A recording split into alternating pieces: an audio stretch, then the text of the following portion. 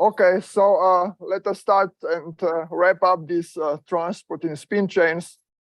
So just to remind us what we did last time, or in first two lectures.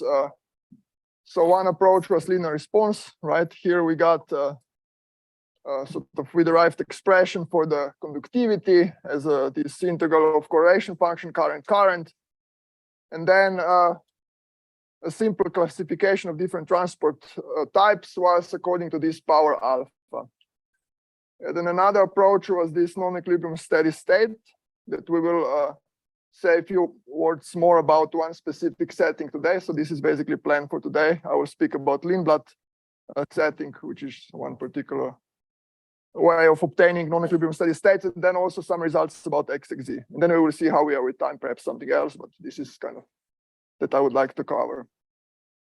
And so in this non-equilibrium steady state setting, we had, right, that keeping potential difference or the difference in, say, expectation value of our conserved quantity, like sigma z fixed, and changing the system size.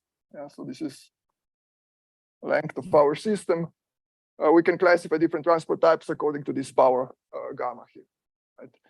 Here in this picture was quite intuitive, I guess. Right? If system is diffusive, then simply current will scale as 1 over L, because this L comes from the gradient.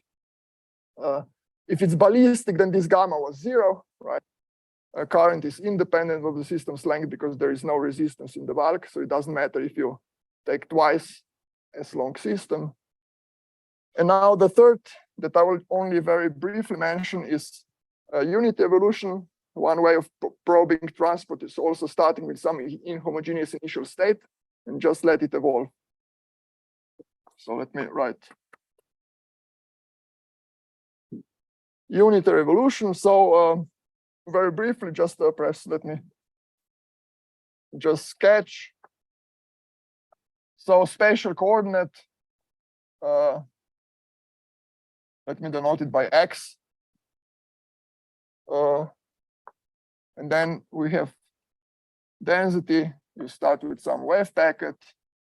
So this is picture at time 0. And then you let it evolve, and this packet will spread. Because at long time, you expect some equilibration if you want to, which may mean that you expect constant density. So this guy will start to spread, right? And then what you can study is somehow some measure of the width of this packet. Let me just denote it by, so let me call capital sigma square, just not to overload the small sigma square as a function of t would now be, if I write it in very simple way as sort of a classical average, then I would have just x minus x bar squared and density of my x. So just the variance.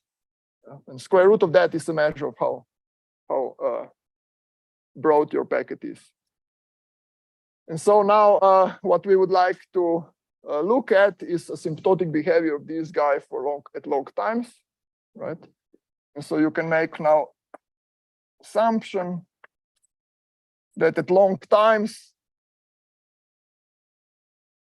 so t going to infinity, this will go as some power law of time, t to the power, say, 2 beta, where we introduce now a third exponent, beta, which will tell us which transport type we have. For instance, let me just squeeze it here. What are different possibilities if we have ballistic transport? Then which beta do we expect? Right, yeah, 1. In ballistic, just everything moves, well, ballistically, right? So sigma square goes as a square of t, or in other words, the width this width would be like sigma, right? It goes as time. So this is 1, diffusion. So here, those exponents are again quite intuitive. I would say it's similar as gamma. Perhaps about this alpha, we have less intuition, why different alphas correspond to what I listed you. Yeah, but now we will sort of join all 3 different exponents. Right, so diffusion is 1/2, right? So sigma square goes as T. If we are more specific in diffusion, we would have actually sigma square, well, sort of again, if I use this strange sign asymptotically, so for long times, it would go as 2 times diffusion constant times T. If you remember this toy example that we had last time. And so we can read diffusion constant out of the variance. Similar as here, I don't remember whether I stressed this last time, right? If we have diffusion here, then remember Fick's law, right? We had minus D and then say gradient of Z in this notation, continuous space notation. So diffusion constant is just prefactor in terms of the gradient is just the slope, right? And so diffusion constant is prefactor if we write current as a function of this gradient. So in these 2 cases, it's like yeah. And so now naturally, if we have super diffusion, then beta is of course between these 2 guys. So less than 1, larger than 1/2.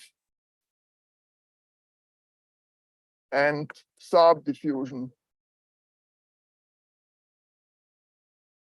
of course, is slower than diffusion, so beta less than 1/2.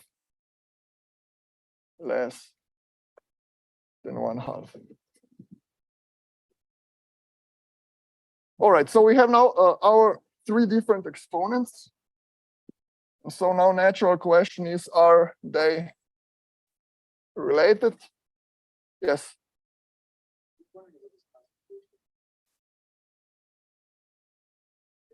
Oh, yeah. So diffusion is just the name for something which is faster than diffusion, but slower than ballistic. So in a way, yeah, okay, this is now, I mean, whether you would also consider ballistic as super diffusion or not, it's a matter of definition, right? But typically, if it's ballistic, you would say explicitly ballistic, not super diffusive. So that's why, like, typical language is that super diffusion is really like inequality here. But yeah. Okay, so let's now just try to connect those 3 exponents. Of course, as we already discussed last 2 times, yeah, just a minute. Those are just simple assumptions, power law dependencies. Of course, you can have something else, yeah. In particular, yeah, as we discussed, for instance, for localized systems, it might be different because, yeah, there was a question.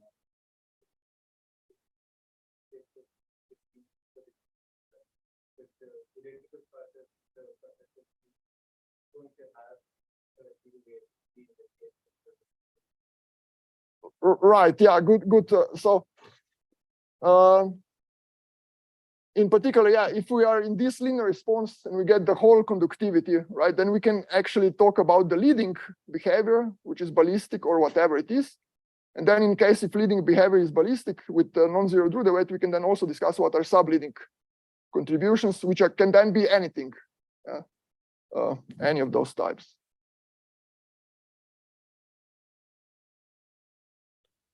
Yeah, so assuming now one has one of those simple power law dependencies and making additional assumption that there is a single parameter scaling, which means that there is a single connection between time and distance, one can very easily connect these 3 exponents. So let us try to do it. For instance, let us try to connect exponent beta with this gamma. again, this is like there is an assumption, single parameter scaling behind. So, I mean, there can be a situation where this connection will not hold, but let's assume single parameter scaling.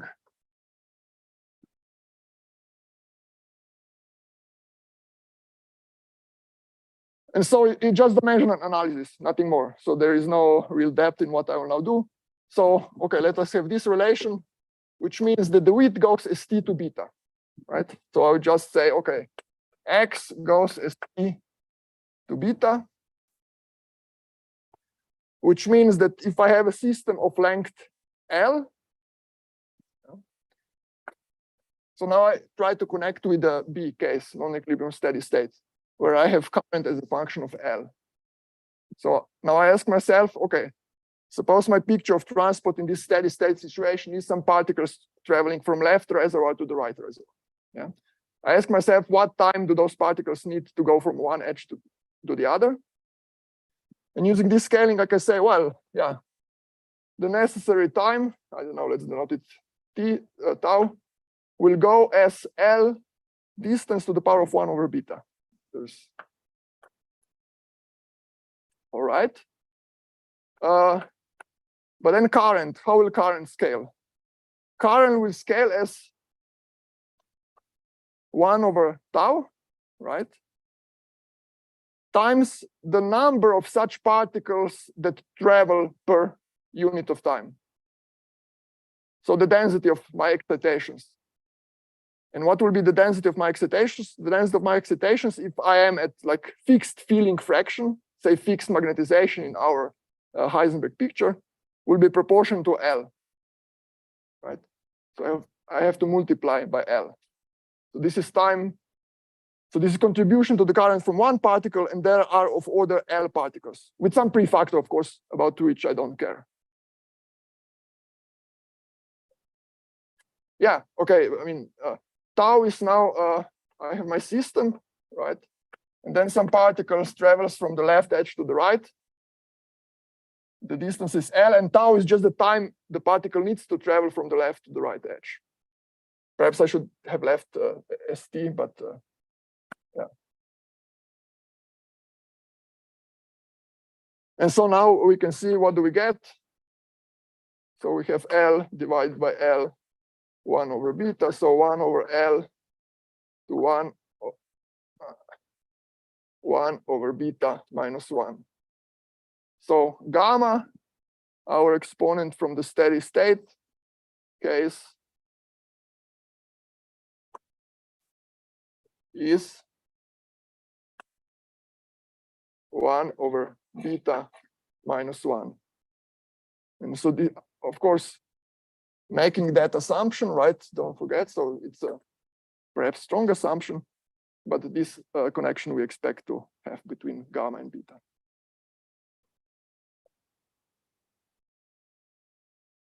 And one can similarly connect, for instance, alpha with this beta. I will not go through this calculation, you have it in the note, but it's very simple.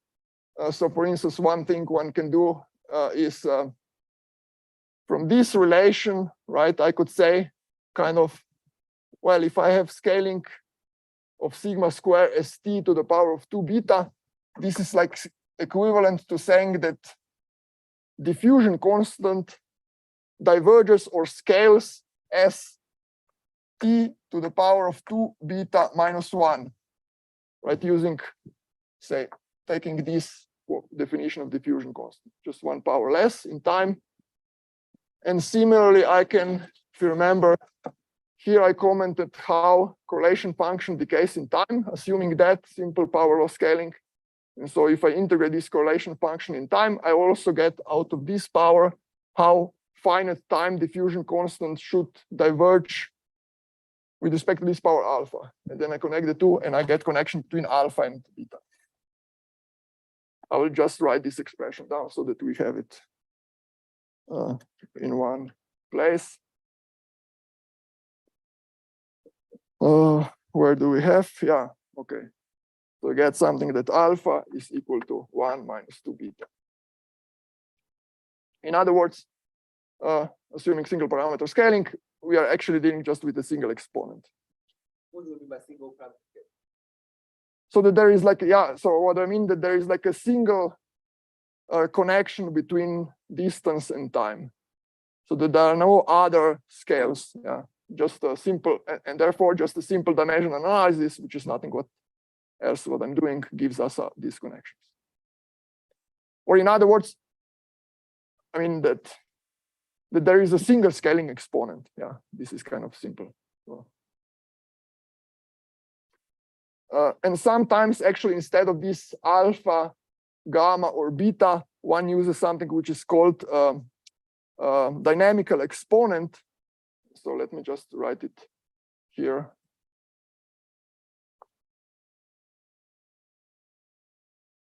Dynamical exponent. Exponent typically denoted by z, small z, which is just 1 over beta. So in particular, for instance, here if we look at our dictionary, z equal to 1 is ballistic, 2 is diffusion, and so on.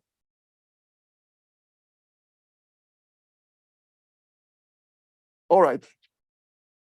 So this is now our simple classification of transport types. Any questions to that point?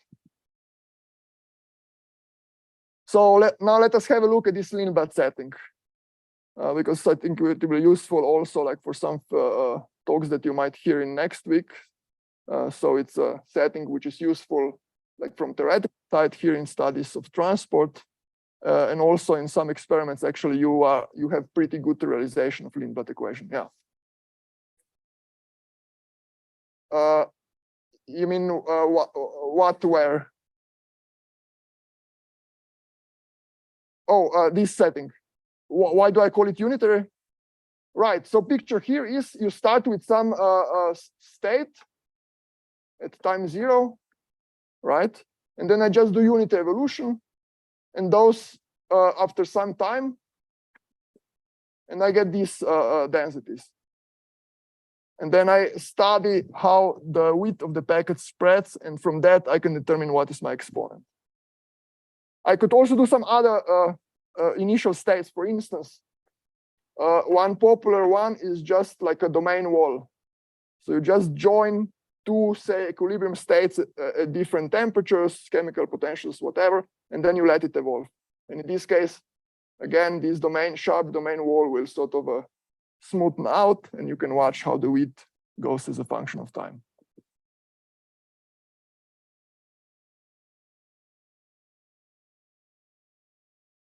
Okay. So let us then go to Leanblood.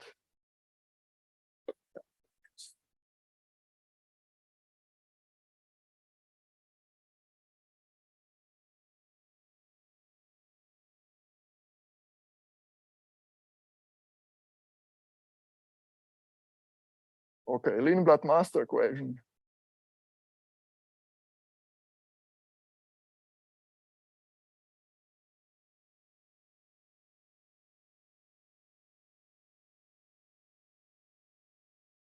So this is now under, I mean, on the first hour, I made some 1, 2, 3, 4, 5, I think, points. Now we finished with theory. This is actually belongs to, I think, 0.3 methods. So different methods to evaluate one of those three guys. Okay, let me just write Leanblood Master equation. So how many are actually familiar with Leanblood Master equation? I think many, yeah, most actually. Yeah, okay, so then we can go just through it. So, okay, there is a unitary part, just kind of Heisenberg evolution. And then there is a dissipator, sum over Leanblood operators, and I will write it in such a form. Leanblood operators J acting on rho, Lj dagger. So this is just a commutator plus Lj rho, Lj dagger, closing bracket. And we can write this as some script L, some super operator called Liouvillean or Leanbladian acting on rho. So it's a linear equation in rho. Sometimes it's also called Leanblood, Gorini, Koshakowski, Sudarshan. So what Leanblood did was he proved this generic form in infinite dimensional Hilbert spaces, but in finite dimensional Hilbert spaces, which sort of is what we are interested in. It has been known before, in particular studied by Gorini, Koshakowski, Sudarshan. And the equation has, you can also like theoretically ask you can sort of either derive this equation, I will say a few things about that, or you can also ask yourself what are most generic quantum evolutions that I have that preserve properties of a density operator. So in particular, they should map a positive semi-definite to a positive semi-definite. So density operators, they should preserve trace, right? So they should be positive trace preserving. And if you on top of that demand that they are completely positive, so CPTP maps, and that they form a semi-group, which means that if we take evolution for small time step, you can split this into a product of channels for two shorter time steps, then this is the equation, the most generic evolution that you get. So let me perhaps write it here. Generic form of completely positive trait CPTP map plus semi-group. So this basically fixes you Markovianity if you want. So this equation has there is no memory here, so it's a Markovian master equation.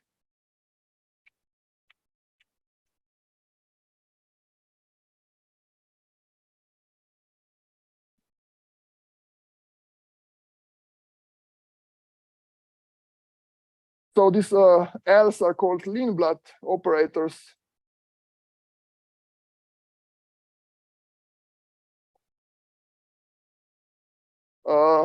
They are completely generic. They don't need to be Hermitian. We will have a look at some specific examples that are used for transport studies. So starting with some initial state, evolution governed by that. So formally, you can write solution as rho at time t is just the e to L t acting on your initial density operator, right? Evolution is contracting, so distances between density operators cannot increase. And in particular, at long times, under certain conditions, you will converge to invariant state, time invariant state, which is called the steady state. And this is the state we will be interested in, right? There we have steady state. So steady state, let me denote it by rho infinity. This is just rho reached at infinite time. And this steady state is a solution of the following equation. L, this linear super operator Leanbladian acting on rho infinity, gives 0. So it's a 0 eigenvalue eigenstate.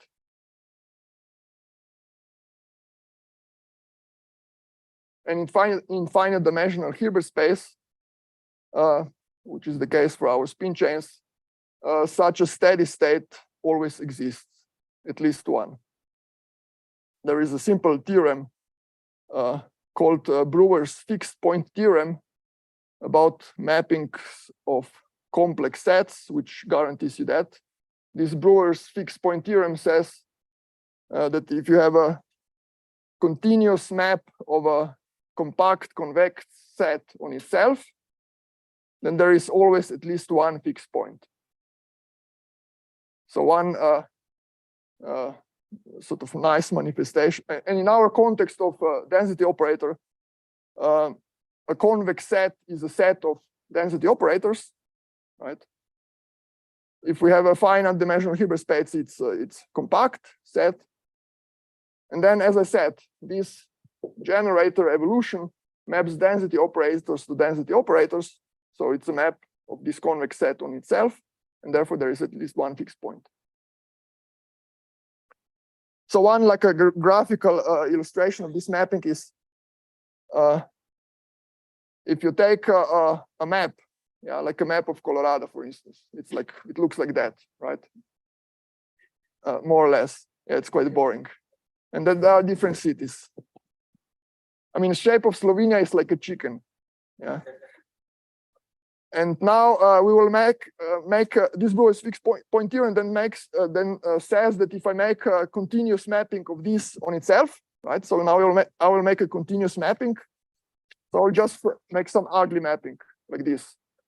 It's not even one-to-one. It has like it's continuous, so there are no tiers, right? But derivatives are strange.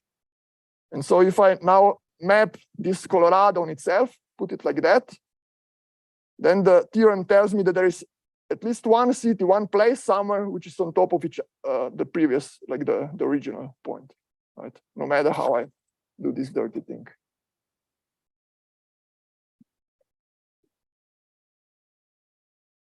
Okay, so we are interested in this guy. We will say a few more things about this steady state when I give you an example of Leanblood operators. Yeah. How generally is the steady state unique?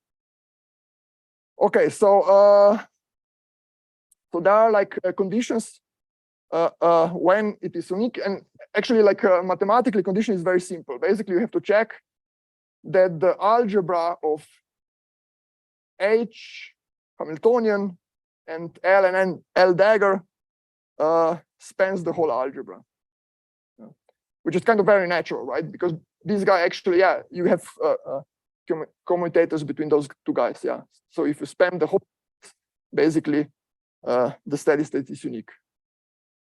Perhaps more practical answer is if you have some symmetries, then you might not have unique steady state.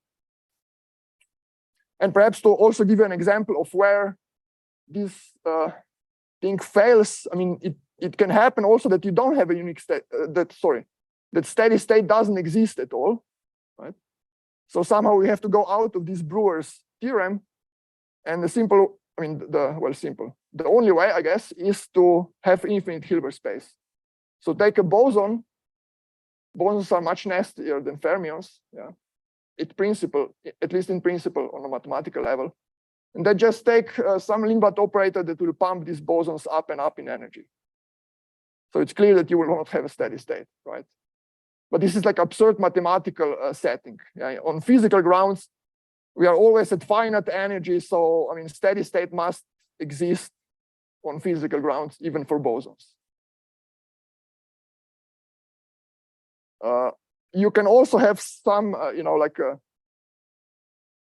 later on, I will give you an example of how the spectrum of this guy might look like. So you might also have some oscillating thing at the end, but we will come to that point. Yeah, okay. So let me perhaps say a few words about how we might get such an equation. I will not say much about it because the setting that I will later on discuss in the context of transport will be such that I will basically not care much about how to derive those operators. But yeah, let me nevertheless say a little bit. So there are different ways how to get Leanblood equation. One, like a hard way would be you start with Hamiltonian evolution of your system plus a BAT.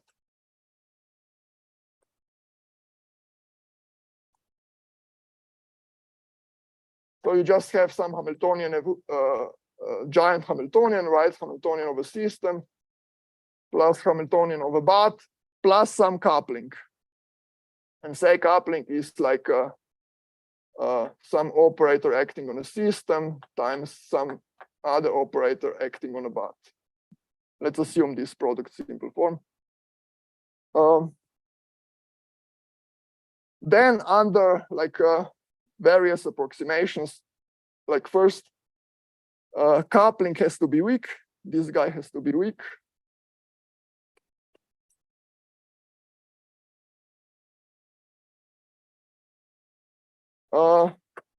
This is one approximation. Then you want to get rid of, well, then if you write everything in like interaction picture of those two guys, you have terms that oscillate very fast. And so you average those out. This is like called circular or rotating wave approximation.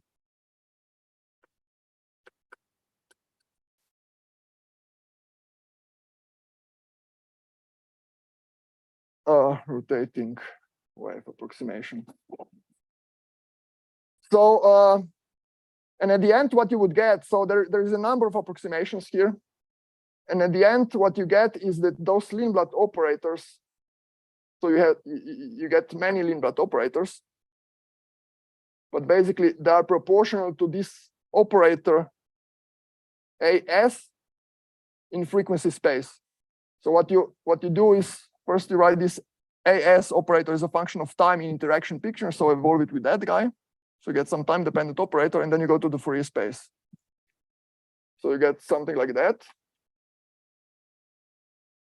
And I'm writing just proportional because the strength of this operator is proportional to the correlation function of BAT operator at this frequency. So basically what you get out of this derivation is some messy non-local Leanblood operators. Yeah, so unless you are able to, I don't know, diagonalize those guys so that you know what is eigenbasis and so on, it's hard to write them down. And also, it's hard to use them in some numerics because they are non-local.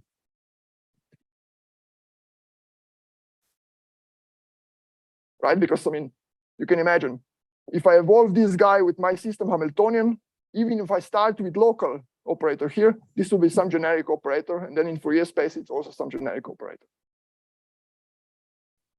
So that's why for our business of studying transport, this is kind of typically not very useful setting.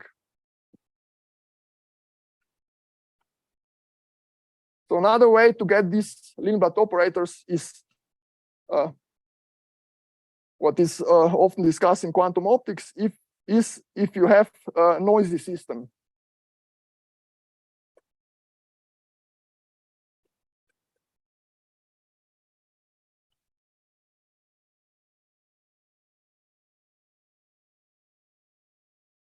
So for instance, imagine that in my Hamiltonian, besides some other terms, I would have a term which would be something like sigma z. Suppose we just have a single spin. Yeah. So it's at 1 times some fluctuating field like zeta of t, where this guy is white noise, so delta correlated in time.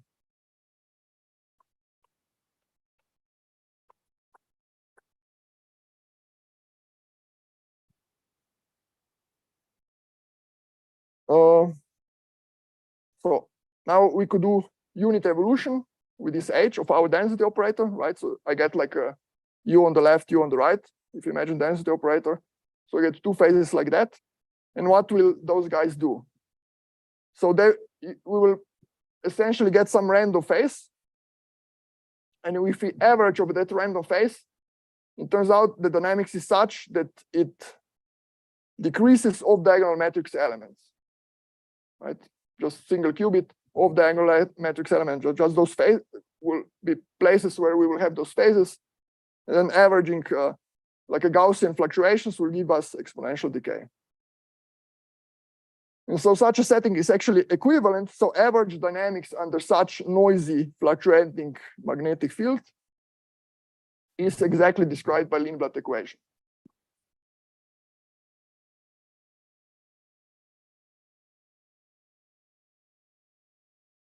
Is Leanbloodian with Leanblood operator, which is proportional to sigma z on that guy. with the proportionality prefactor being depending on the variance of this guy. And this is called a dephasing. This would be called a dephasing operator.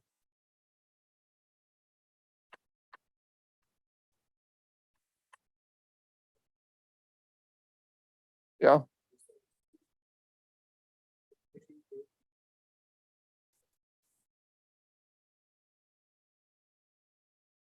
Exactly.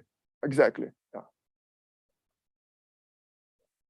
Right. What about fluctuations? For fluctuations, well, you have to do the calculation, but yeah, it's a good point. So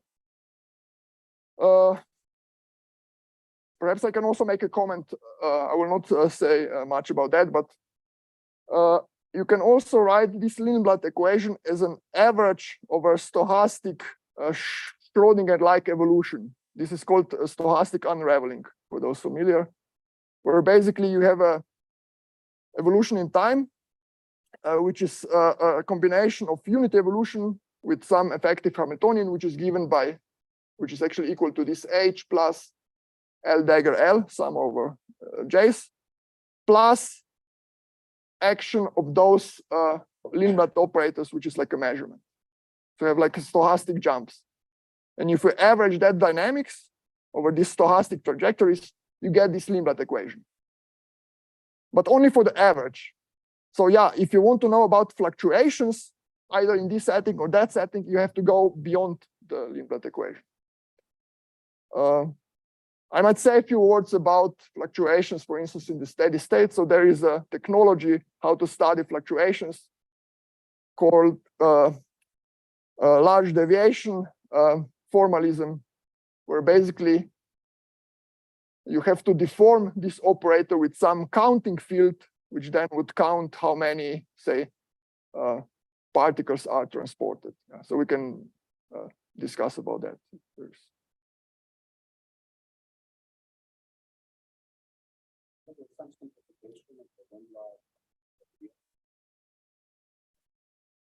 So the question is if there's some simplification if L is, yeah, like Hermitian, say, or something.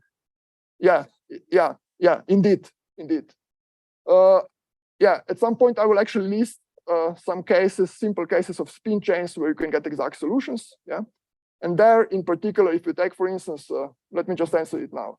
If you take these like free fermions, yeah, like or XX chain in our spin language, plus Hermitian Leanblood operators, then things simplifies in a way that you don't have to solve like full exponentially large equation. The size of this for, let's say, spin 1/2 of this operator is 4 to the power of L, the size of this matrix, right? Because it's a linear operator on the operator space. So for single qubit, you have 4 operator spanning the, yeah, like 3 Pauli matrices plus identity. So if you have L sites, it's 4 to the power of L, so like a huge matrix. But in that case of Hermitian operators with free dynamics here, you get like a hierarchy of correlation functions. So if you write equations for the steady state, those guys, you see that they decouple order by order. So you have like a set of equations for 2-point functions, which you can solve it separately, and so on. So indeed, yeah.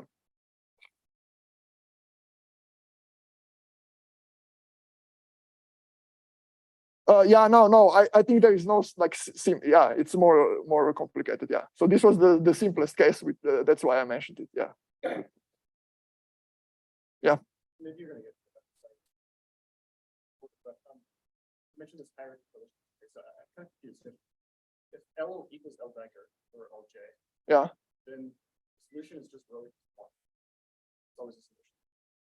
Give state. Well, yeah, okay. Yeah, actually, good point. Yes. Yes, actually, good point. Yeah. Okay, let me perhaps go a step back. So this hierarchy actually works not just for the steady state, but for the whole time evolution. So in this case, you could also study time evolution. Of course, in such a case, steady state is completely trivial and boring, like infinite temperature state. But there is more to it, actually. So you can afford actually also to add some boundary driving which is non-Hermitian, and you still preserve this hierarchy. And I will actually say probably a few more words about that example. In which case, steady state will be non-trivial with some, well, we will see. Yeah.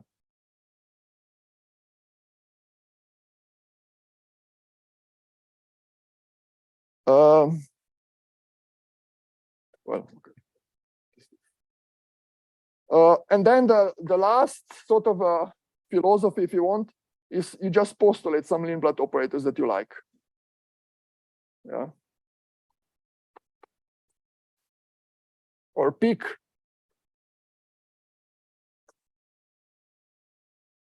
some LJs that suit you, whatever purpose you have in mind to do with the Leanblood equation. And this will be like sort of my philosophy, if you want. And now I will give you one example, and then we can discuss why and how and whether this is appropriate or not. This might, of course, depend on the context. What I have in mind is really context of transport in thermodynamic limit. So there I can afford sort of not to care about details at the boundary if those guys act only on the boundary. So let us just perhaps have a look at one explicit example, and then we can, yeah.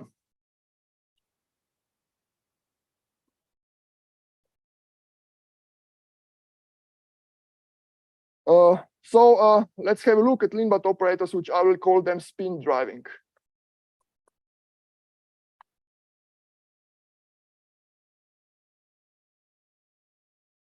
It's really the simplest thing you can come up with.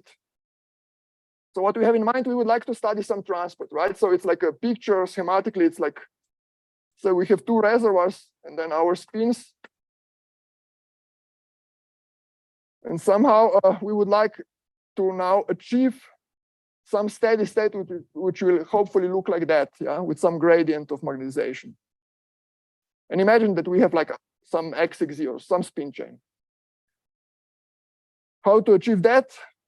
Well, one easy way, simple way also, is flipping those two boundary guys somehow up and down with different rates at different ends, right? Sort of trying to polarize, for instance, this guy up and this guy down or something like that.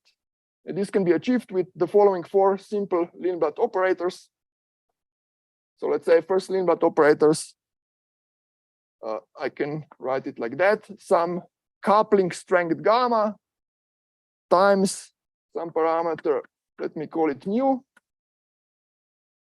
times sigma, for instance, plus on the first side.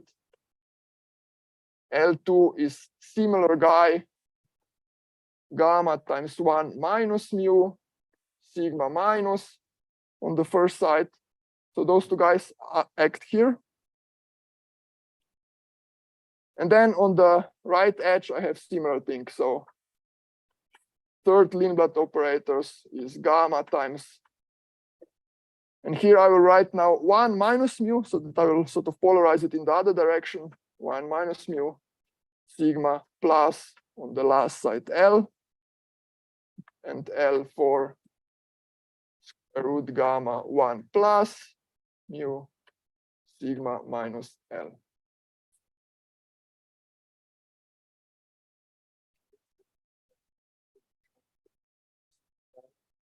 Right, this is what I'm going to say now. So if you would have no Hamiltonian, right, then these two Leanblood operators, you can solve this single site Leanblood equation. It's very easy. And you can see that the steady state will have non-zero magnetization. So in absence of any Hamiltonian, expectation value of sigma z on the first side for such driving would be, I think, plus mu, the way I wrote it. Yeah. Plus mu without H.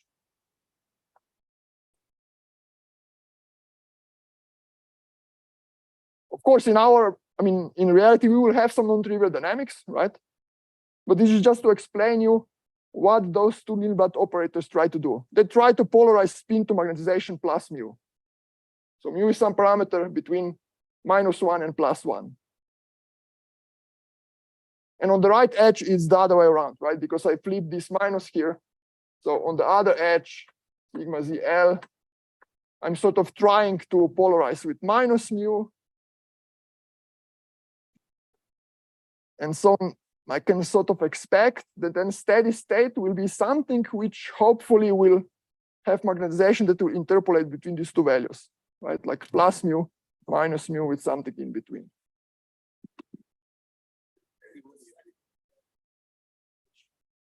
Right, so this bracket is now, this means trace of whatever operator star I have here times steady state rho infinity. In this case, of course, steady state just on this single spin, forgetting all the other spins and Hamiltonian and everything.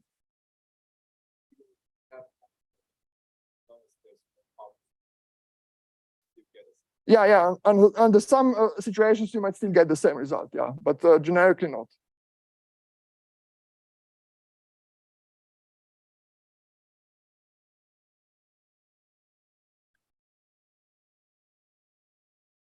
So the way now steady state might look like is, again, schematically without explicit reference to any Hamiltonian, is if now in steady state I write how plot how this expectation value of sigma z varies with k, then I expect something like here is plus mu, then somewhere here is minus mu.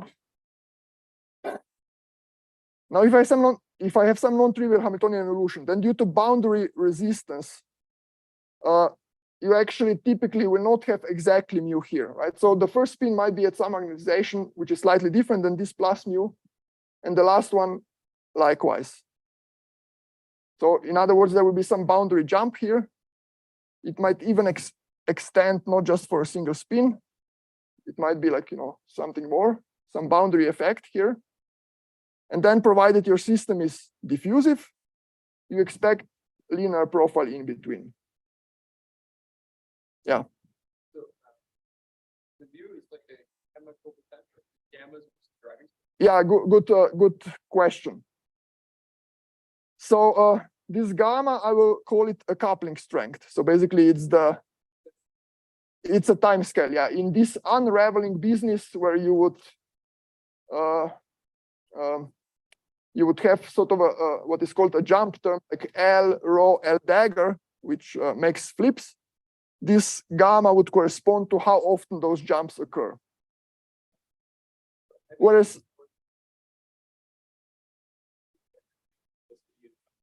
right, yes, the reason I wrote it like this is because this mu is really, okay, let me first answer about the chemical potential question. Yeah, so this mu is just some abstract parameter of Leanblood driving. So one should not really think of it as being a chemical potential, because to really determine chemical potential or temperature or whatever thermodynamic parameter, you should really look at your steady state and locally measure what is your actual chemical potential, temperature, and so on. One reason is simply because of those boundary jumps. So sort of, I mean, sometimes someone, write this as, you might tend to write this in terms of some, I don't know, Fermi-Dirac occupation or something like that, and then identify those betas and gammas as, yeah. But they are not really parameters of your steady state. You should always sort of try to determine your parameters from your steady state. In particular, because we just came up with those simple operators, yeah, that don't have any like real physical significance. They don't correspond necessarily to any like Hamiltonian, yeah. So I'm not able to write any Hamiltonian of system plus a but for which I would in a simple way be able to derive that. The argument though is, because I'm interested in transport in thermodynamic limit, when the system is large, it should not really matter how I drive system at the boundaries, right? If I have a generic system, chaotic system, it will self-thermalize to whatever it wants to thermalize. Yeah, like imagine, heating water in the morning for tea. It doesn't matter how you heat it, whether you have a gas stove or wood, electric, whatever, yeah, you will always end up with 100 degrees boiling water if you measure really temperature of the water. But you should not measure temperature of your electric plate, yeah, because it will not be the temperature that you should put in your fixed law or something like that. Yeah. It's the same here. We can afford that because we are in the many-body thermodynamic limit. If you want to model with Leanblood equation, of course, some quantum dot molecule, some small system, then one should be extra careful what one takes. Yeah.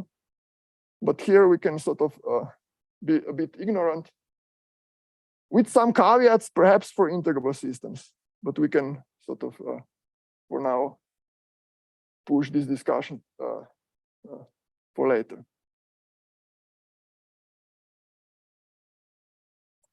All right. So yeah, perhaps let me now mention some a little bit about exact solutions.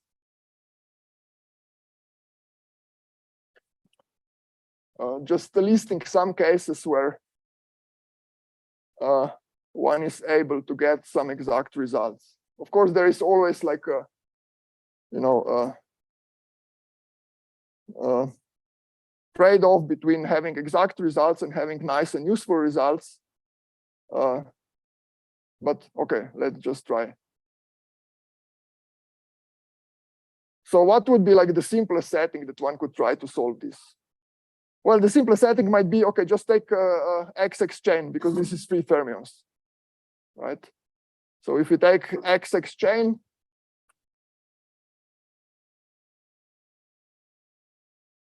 so this is in our chain. So in our Heisenberg picture, this is just delta, setting delta. Delta was like interaction, if you remember, to 0. And then using such a driving, it turns out that you can write steady state rho infinity in terms of matrix product ansatz. You can always write in terms of matrix product ansatz. MPO. I guess Frank was explained this, what matrix product ansatz is, right? With bond size, so dimension of those matrices being 4. So it's very simple.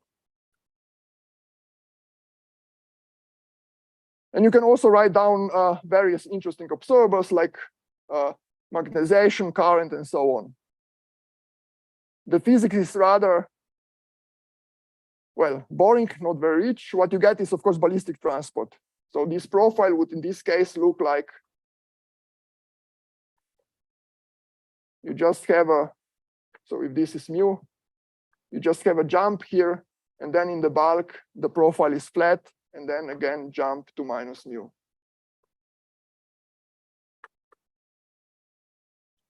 So in bulk, profile is flat, like we expected the previous lecture, if you remember. And which is fine, right? Because free fermions, of course, they are ballistic.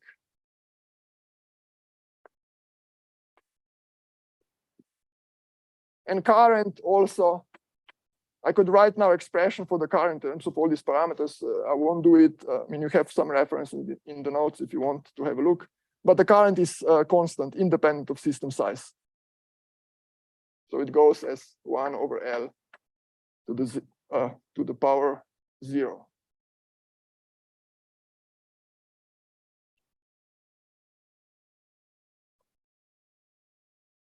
You can make this system a little bit more interesting, and still you are able to solve for the steady state, like expectation values of magnetization, current, so few body observers. If you add on top of those boundary driving also bulk dephasing, so you add operators like that for on every side. So XX chain with this driving plus dephasing.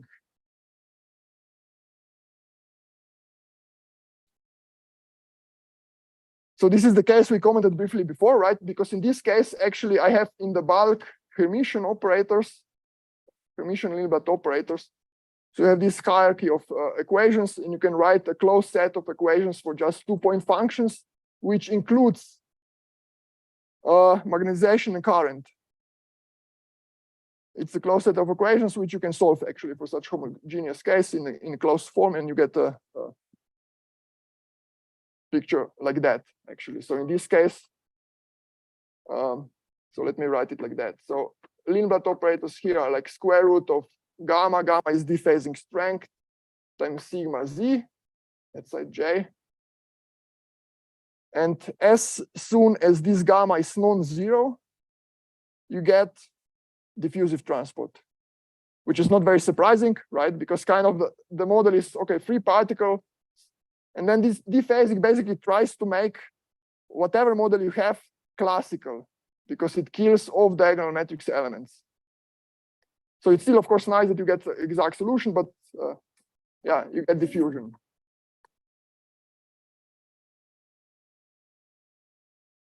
So the profile would look like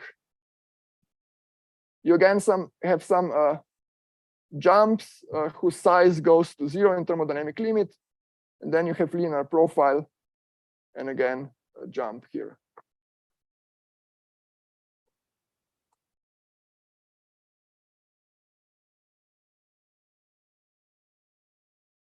Diffusion for any non-zero gamma.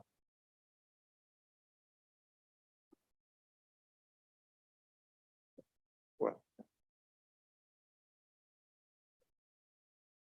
let me perhaps switch to the other board. Yeah.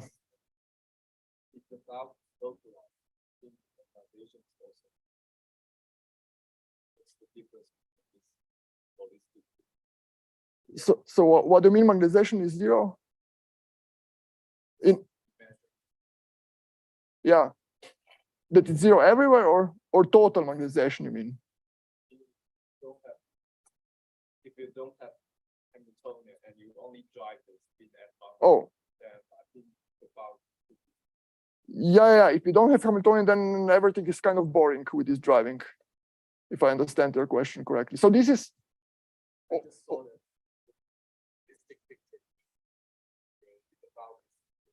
Yes. And this is the case with XX Hamiltonian plus those Leanblood operators. I think I don't understand what's the. So here, in those two cases, I do have Hamiltonian, right? It's not just this driving. It's. Yeah. Okay. Well, like you have in mind some Anderson localization or something like that, or like, yeah. So if you take Anderson localization, then actually it's also easy because Hamiltonian is again quadratic, and you can play this business efficiently, actually solve it numerically. Yeah, and the way things will look like, for instance, the profile, you will just have a jump somewhere on like for particular realization, you will have jump somewhere, or you might have few jumps depending on your realization of this order. On average, you will have a jump in the middle of the chain just due to symmetry, which.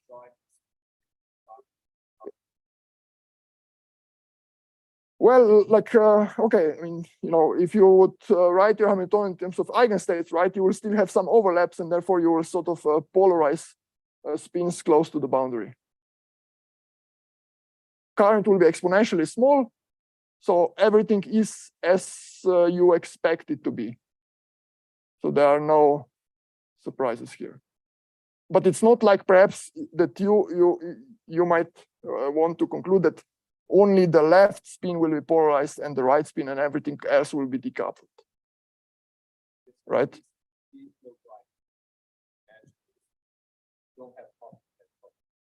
Well, then, of course, yeah, if you decouple, you decouple. Then there's nothing to discuss, yeah. Then, of course, yes.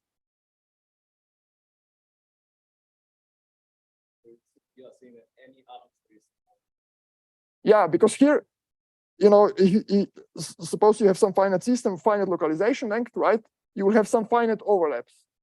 And then you're looking at t to infinity limit, the steady state, right? So eventually, of course, the time it will take to reach this steady state will be exponentially long. due to localization, but still it will look something like that. Yeah. So it's the time to infinity limit that perhaps answers your question. Yeah. So for two questions that are totally unrelated. For O1 time, does it look like magnetization decaying exponentially in the ratio of the sorter string to the driving? So as a function of time, now you're No, okay. Okay. The magnetization. Yes, as a function of system's length. Yeah. Yes. Yeah. But it's only in the equilibrium state. Yeah. And there's no way to get an intermediate regime where you get a zero magnetization somewhere in the middle, but then it really.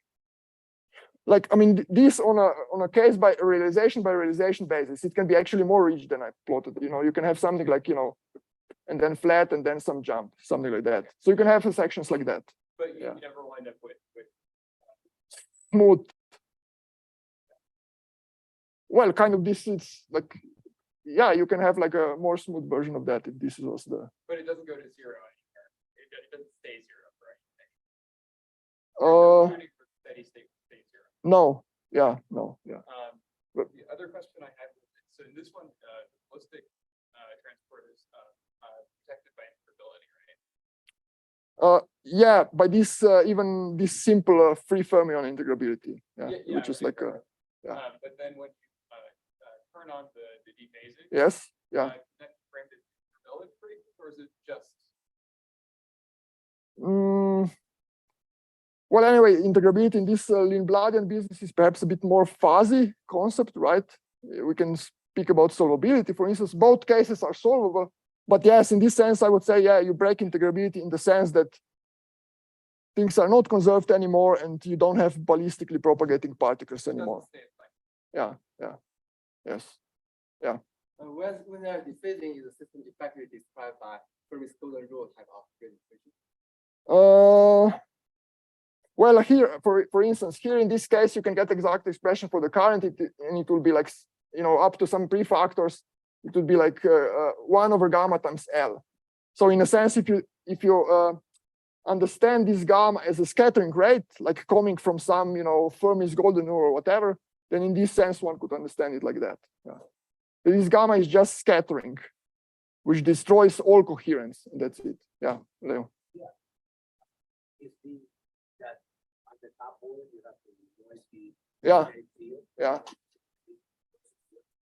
Yeah. Are there no difference? They're the same. So. Yeah, so if I would take Hamiltonian, my free fermions with noisy magnetic fields, independent noisy at every site, right? Average dynamics that I should get will be this one. Yeah, indeed. Average, yeah. Yeah, because like in this noisy business, it's only average dynamics. If you ask about some higher moments or something like that, then I don't know. Then I'm not able to tell anything just looking at Leanblood equation. Leanblood equation is only average dynamics, nothing else. Over noise, if you start from noisy Hamiltonian. Exactly. Yeah. Here to really have this mapping exactly to dephasing, it has to be white, uncorrelated in time, and also independent for each site. Yeah. Okay, let me mention perhaps final, a little bit more interesting exact solution. I will put it here, and then we will go to another blackboard, which is all those cases were kind of, it's just free model plus something, right? Eventually, we would like to understand interacting models, like XXZ model. There is also exact solution that was found by Tomáš Prusin some 10 years, a little bit more ago, where you take XXZ model, so really model with interaction, but the speciality of this case is you take this mu equal to 1. And just to remind you what mu equal to 1 means. On on one edge, I have just sigma plus, so only pushing particles in, if you want, in the fermionic language. On the other side, I'm just pumping them out. So this would be called like maximal driving, if you want. Yeah, this mu is upper bounded by 1. So it's in a bit special case.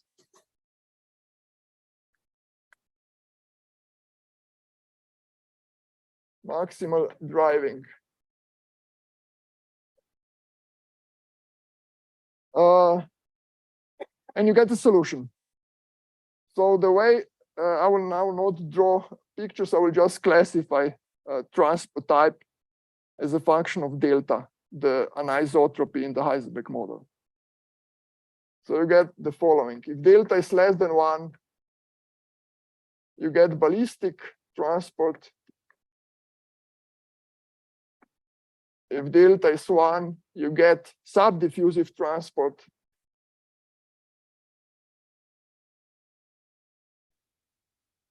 So in particular, J scales as 1 over L square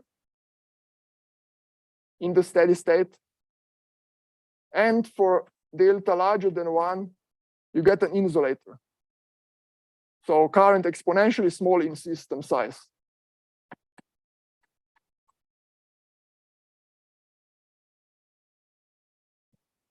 So these types, as we will see, now I will explain you what are really true transport types for Heisenberg model, depending on the parameters. These 3 different types are actually not generic, as we will see. Unfortunately, non-generic. What do I mean non-generic? They are simply due to this special choice. Because what do you do with this special choice? Perhaps it's easy to explain that that case of insulating behavior. Yeah, just as, yeah, or just.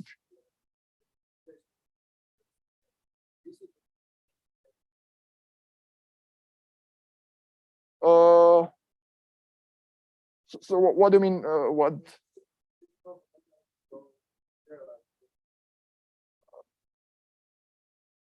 Yeah, okay. So let's perhaps leave sigma. Yeah. Here, I'm just making a statement about the scaling of steady state current as a function of L, because this is the only thing I can get out of steady state, right? If I calculate this steady state with my whatever Leanblood equation I have, I don't have direct access to sigma of omega.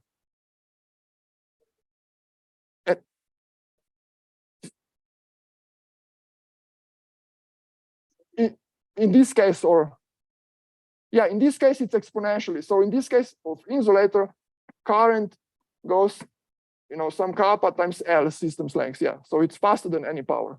Like for true localization, but it's non-generic, and I will try to explain why in a second. Yeah. Oh yeah, that's a good, actually good point. Yeah, perhaps I should have told you here. So this driving, if I would plot also like, obtaining a steady state, I can also plot how energy density looks like in my steady state. And it's actually 0 in all those cases that I'm discussing here, including that one. So if you really want to think about a temperature, which might be actually a tricky issue because all those systems are kind of, at least this one and that one are integrable. So I mean, internalization might be, yeah, we can discuss it. It would correspond to like infinite temperature, but finite chemical potential difference. Yeah, so those results should be thought of as being at infinite temperature.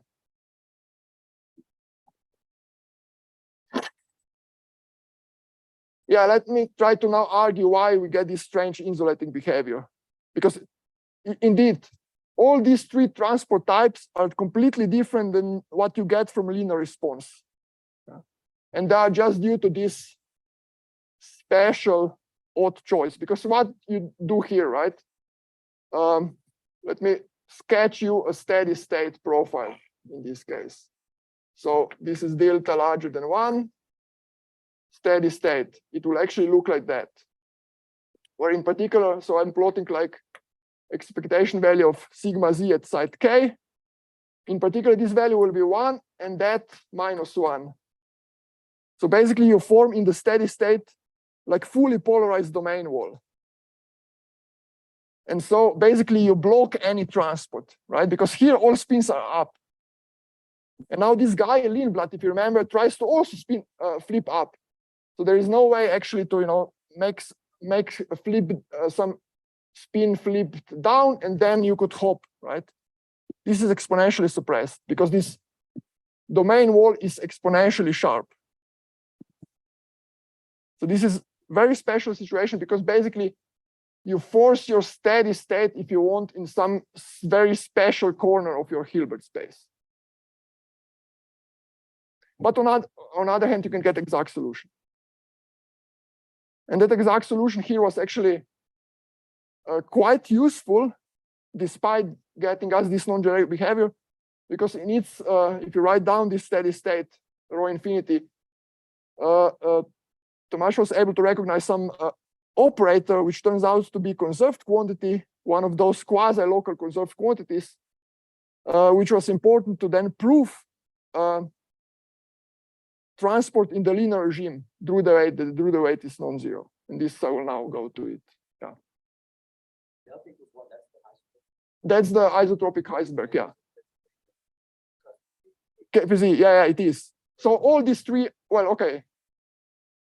This linear response is also ballistic, yeah. So this is actually like kind of correct type that you get, but all these are non-generic and specific due to this, yeah, indeed.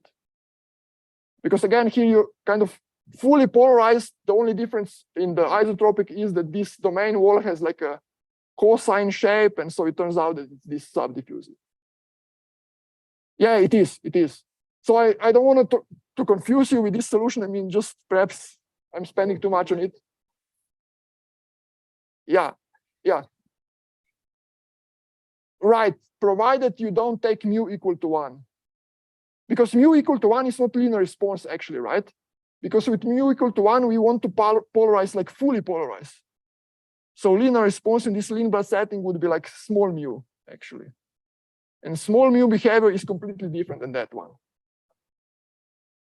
Yeah. Is there any way that I can say that the domain wall will remain sharp, not melt? What do you mean remain sharp as a function of what? What mechanism makes the domain wall sharp? Yeah, okay. I mean, like, okay, I just gave you like hand waving argument, right? Why in this, if you have such a state, it's like a stable against transport, right? And in turn, no, even like, yeah, okay.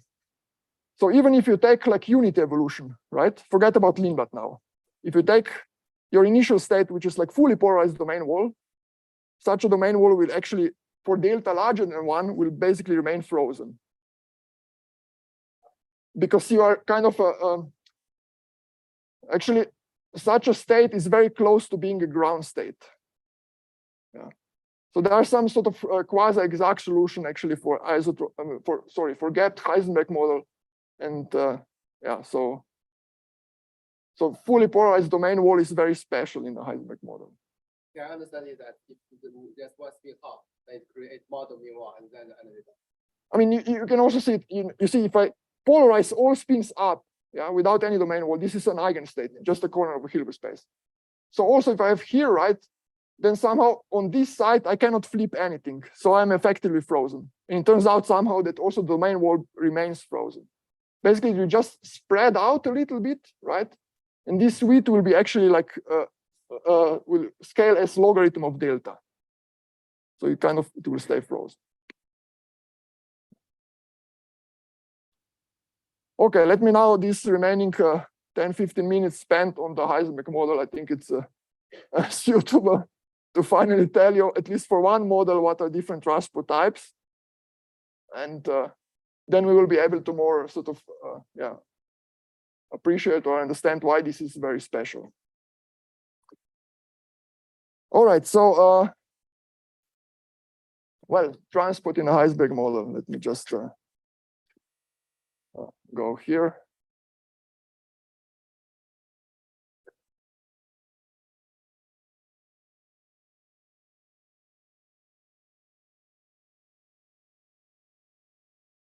So I will not write the Hamiltonian again. We have two conserved quantities. Why we can study energy transport with the appropriate current JE, or spin transport J without any indices. Now energy current, remember, it's this some fancy three-body operator. I never wrote it down, but you can calculate it.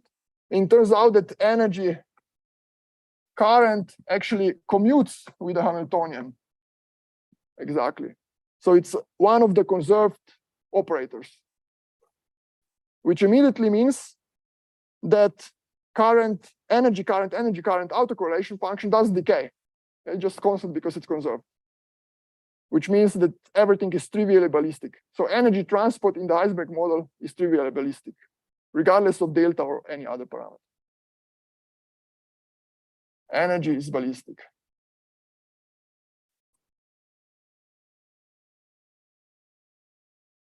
So it's, there is nothing interesting, except you can, of course, calculate, for instance, how Drude weight depends on the temperature and stuff like that. But I will not go into that. Yeah.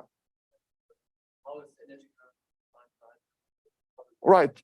It just sorry. So it's energy current is just commutated between energy densities. Say at some site I, right? I minus y I plus 1. And I can write it down. I mean, if you want, it's just some product of three Pauli operators on three consecutive sides. Yeah. Do you mean energy current be conserved, or energy current integrated over the whole system? Over the whole system, yeah. Integrate over the whole. Right. So yeah. So this JA is without index is a sum of JAs at specific sites. Yeah, like this cumulative current or whatever we call it. But this is enough, right? Because in the Green-Kubo formula, we wrote it in terms of the total current, this guy. So okay, so spin transport is the interesting thing. Yeah, so spin transport.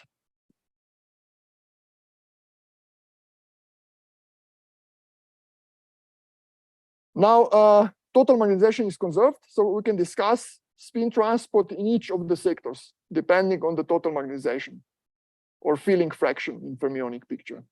Because Heisenberg model makes that into 1. Oh, no. With some delta, anisotropic, so XXZ. Yeah, because now I will discuss depending on delta what is transport type. So not necessarily isotropic Heisenberg. All right, so here, if we are away from Hall filling, so if expectation value, if we are in the sector with expectation value of total magnetization, so this is sum of all sigma z's, is non-zero.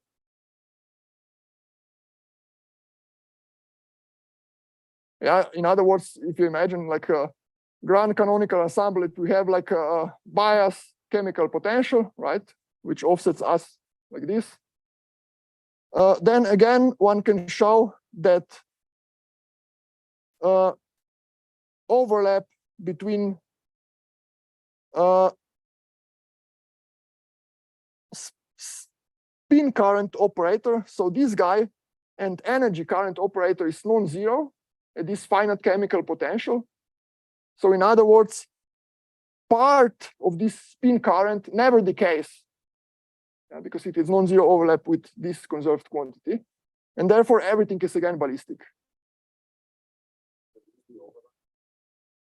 Right, so there is no overlap here. Yeah, so I could express this spin current in terms of some other operators, with some expansion coefficients, with the inner product determining my expansion coefficients being traced over grand canonical density operator.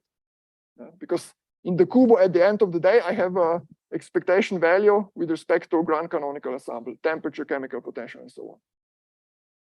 So if I do that at this non-zero chemical potential, then the overlap which I'm talking about is like trace of J, JE, and then grand canonical at some chemical potential. So this guy is non-zero. So if I'm in a sector with non-zero magnetization, that overlap is non-zero, and therefore part of this current doesn't decay. And so everything is ballistic here.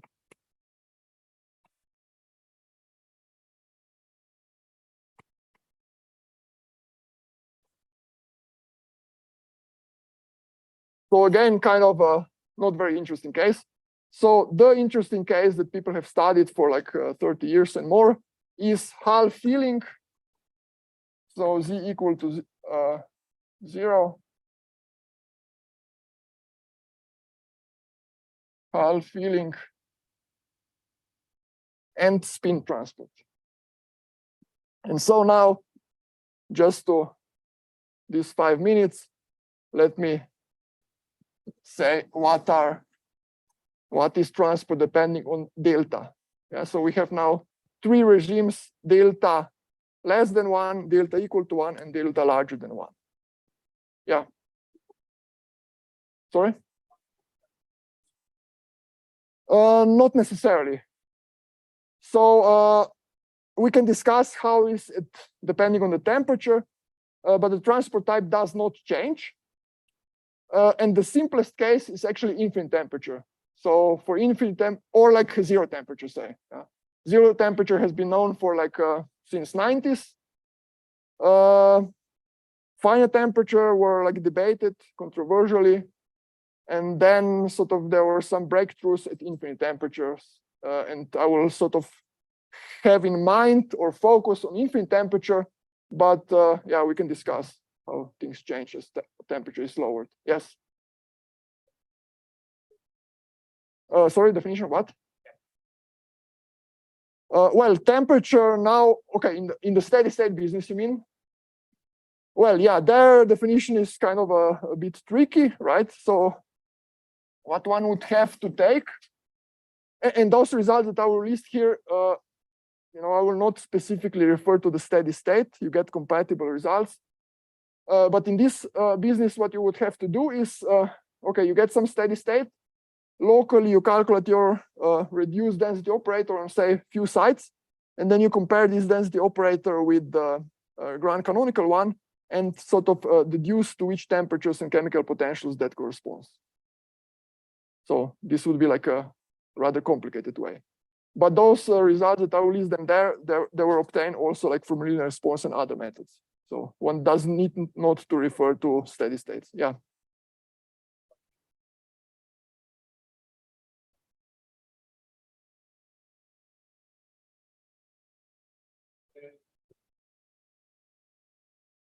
To classify transport type, or what would be?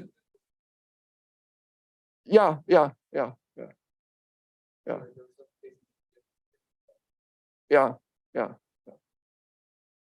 In linear response, temperature is simple, right? Because it's just the parameter in my whatever expectation canonical, grand canonical I take here. So I have beta and chemical. Yeah.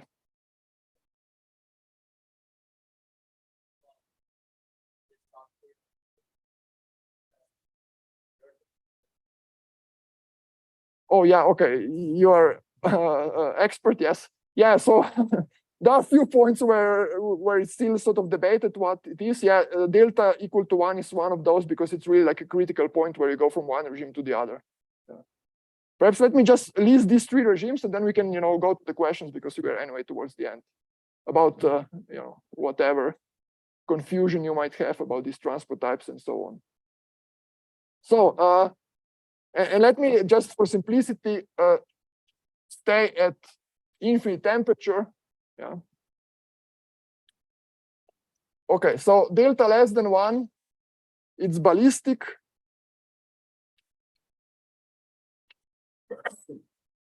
So Drude weight is non-zero. And actually, dependence of Drude weight, the anisotropy delta is rather interesting. So 0, here is 1. Here I'm plotting Drude weight divided by beta because of, you know, remember our discussion of trivial dependence on beta. And this dependency is fractal.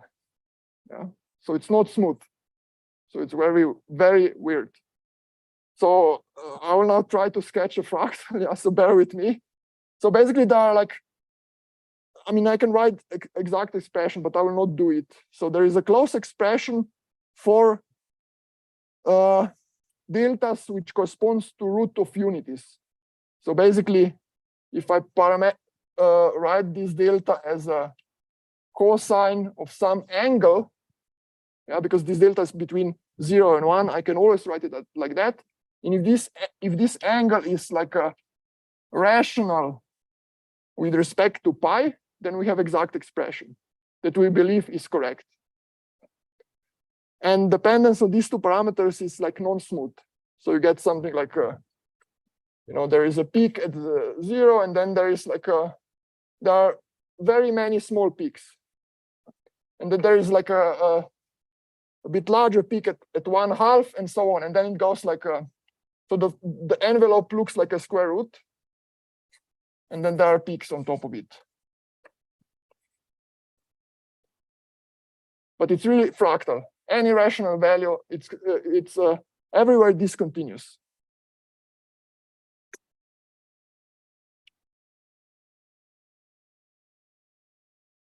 Okay, and 2 minutes, and then I'm done, and we can go to questions.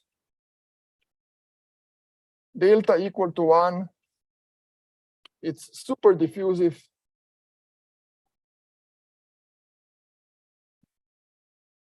So here I'm just listing the leading contribution, right? Here we could also discuss how the regular part behaves and so on, but let's not go there because it's complicated. Super diffusive with the scaling exponent, this dynamical scaling exponent being 3/2, which is this KPZ that we have heard.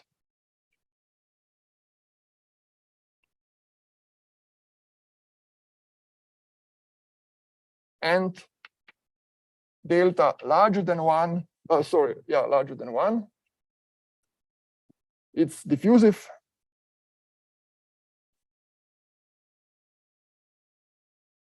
And let me just make a sketch of how diffusion constant looks like as a function of delta. So here is now 1. Yeah, I'm plotting it for deltas larger than 1. So at delta equal to 1, it diverges, and then it goes to some constant value. In particular, we have like a closed expression or expression in terms of a series for this diffusion constant as a function of delta. This was obtained by hydrodynamics, also by Sarank, Roman, and also some other papers. Right, I think I will stop at this point. It's anyway half past, and yeah, I'll be happy to answer questions.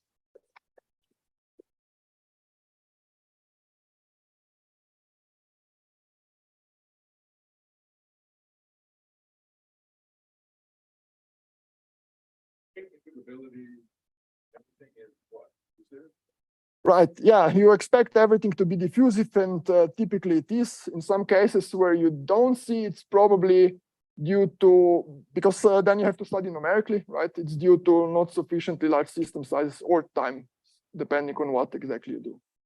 Yeah. Apart from actually a sort of interesting question, let me just make a comment, because in a note,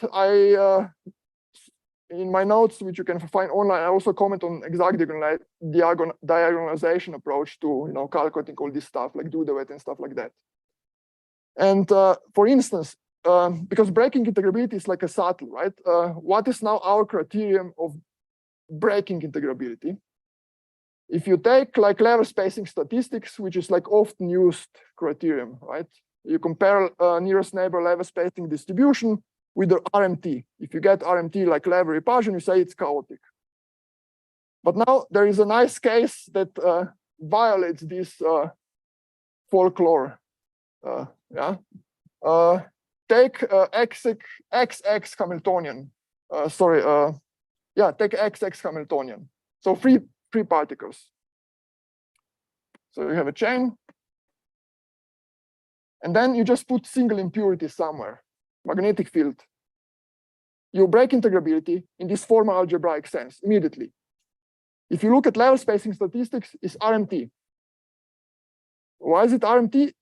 Well, in a way, and also works for XXZ, incidentally. So I could also we can have it like that to make it more generic. Why it's RMT? Because level spacing is exponentially small for many body system, right? And states are eigenstates are in a way extended in some whatever sense, I think. So even localized, some small impurity here will completely mix exponentially close eigenstates, and you got a level repulsion. But of course, this chaoticity, quote unquote, is chaoticity on exponentially long time scale. So it's it can happen that it's irrelevant for the dynamics that we might discuss. In fact, this is the case, right? If you study transport in such a model, it's just a single scattering, so everything is still ballistic. So this is just one example of where things can be a bit subtle. Yeah.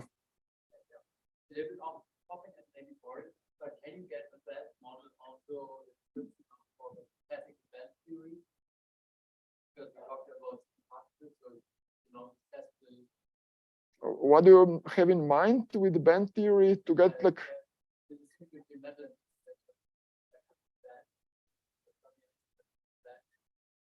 to have some boundary physics or something like that? Because of course we can take for Hamiltonian any Hamiltonian we want, yeah, multi-band whatever. In the steady state setting again, so you could perhaps I can make a comment, right? I said that this driving is like infinite temperature driving. So if you would want to drive at finite temperature and study also energy transport and stuff like that, right? Then you would have to take more complicated Leanblood operators. But still, you can do it, yeah. At least numerically, you can do this stuff using TBD. Often it's quite efficient. And then once you get a steady state, I would say, okay, I mean, determine your chemical potentials, whatever here, and then you are in business, so to say.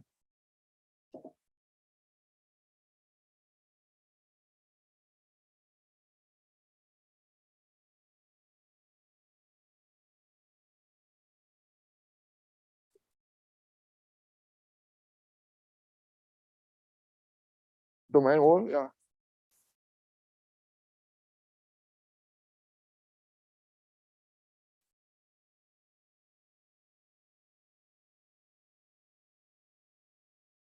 Yeah, okay, so the statement is the following. So for generic initial states, yeah, I will sort of use this word, you will get generic transport. But there are papers where sort of you try to construct a special initial state with fancy properties where you might not get the same transport type, say. Yeah? But those states are of measure 0. So yeah, there are always special states also in the dynamics, not just these cars in the eigenstate business. Also here, sometimes you can construct special states with strange fluctuation properties and stuff like that and get a different transport type. Yeah.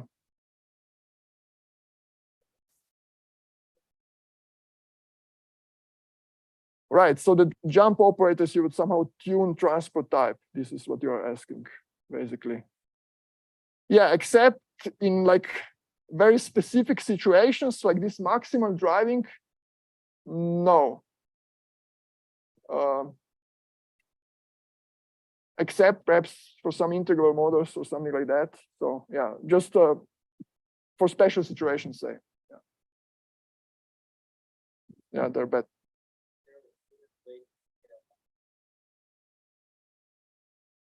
Sorry, say it again. Why what? Oh, yeah, that's a good question. So I will try to give a short answer, but I guess it will not be intuitive. It's basically, well, it's a strange mathematics, like with all fractals. Take some free models like this André-Aubry or whatever, Fibonacci, where you get these fractal dependencies on parameters. End of the day is some number theory. And so it's also here. So what is behind is a generalization of SU2 algebra. It's called Q-deform algebra, which is behind the Heisberg model. And so,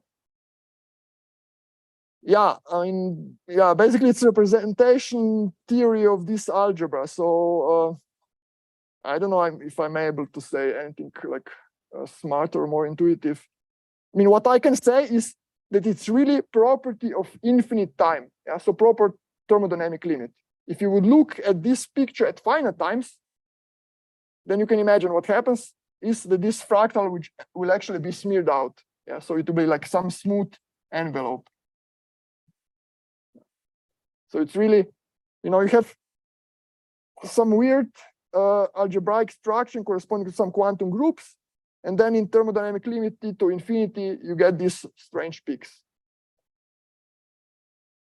I don't know, perhaps someone, do have some better understanding from generalized.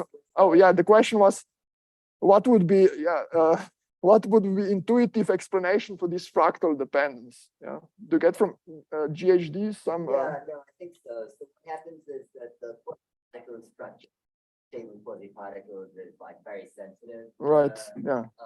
The precise value of delta, and that's because ultimately it's because of the kinematics of gap scattering in a rather complicated way. But like for certain values of delta, there's only like there's only a fixed number of species of quasi-particles, whereas for irrational values of delta, you make arbitrarily complicated bound states, and these arbitrarily complicated bound states have their own contributions to the conductivity, and those contributions would ultimately give rise to the practical rate of Marko's.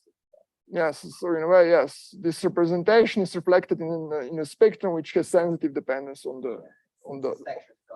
these two guys, right? Yeah, back. Yeah, good question. It's the most prominent at infinite temperature. As you decrease temperature, it's still there. It just peaks get smaller. Yeah. So it's believed that actually it's at any finite temperature. No, not at zero. Yeah, not at zero. Yeah, zero is kind of special. Yeah. So basically, as you would decrease temperature, that curve would go up, but the peaks would decrease. Relative to the height, yeah. If I would sort of in the same scale, the peaks would go down relative to Yeah. Good question. So I mean, I had a section generalized hydrodynamics. Sarang is one of the experts here. Yes, generalized hydrodynamics is one of the better or best methods to really treat integrable systems. So all these different types here, they can be calculated with generalized hydrodynamics, looking at the evolution of, I don't know, domain walls or different things. Yeah. Maybe in the interest of time, we'll Yeah. Marko again.